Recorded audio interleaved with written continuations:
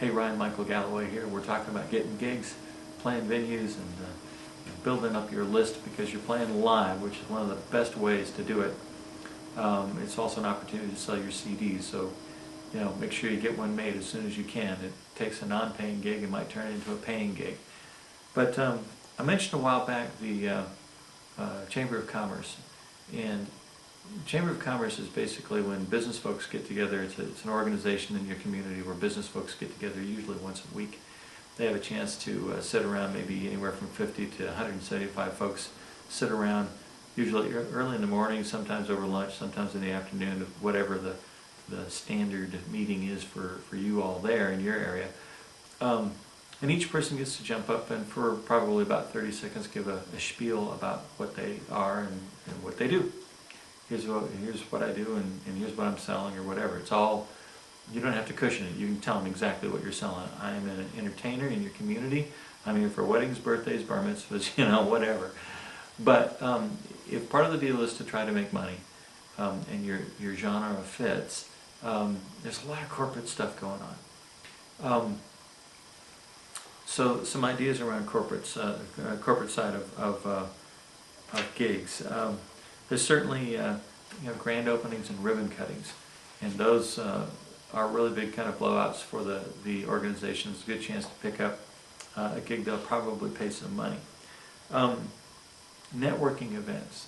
Downside of networking events is you got to play quietly. It's much more conducive for a solo or a duo that's willing to be background music, but it does work out pretty well. And then there's corporate parties, and sometimes these corporate parties get quite lavish. They may want a 5 or a 10-piece band for the Christmas party or something like that. Or maybe it's the sales kind of reward weekend where they bring them to a really nice area or resort, and they need bands to come in and play that for those kinds of things, the dances or the parties or whatever. Now, here's an interesting idea for you. I remember seeing a band that specialized in corporate gigs where they would come work with the top echelon of the company to take some known songs, like, say something like Rolling on the River by Creedence Clearwater, and by, I've gone blank, but anyway, a lot of people have done that song, and Tina Turner, that's what I was thinking of. They rewrite the lyrics to give the message that the corporation wanted to give to their salesmen or their workers, and then they even went so far as to take the president of the company and a couple of the top vice presidents and get them to learn some dance steps so they could kind of be pips and help lead the crowd behind the band, or be off to the side.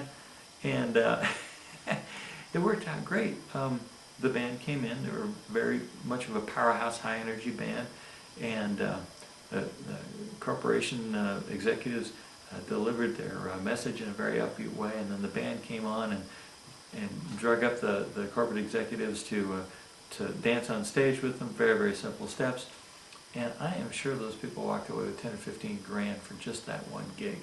It's probably a 7 or 8 piece band with a small horn section, keyboards and drums, and very, very flashy lights and the whole bit. That starts to become worth it really, really fast.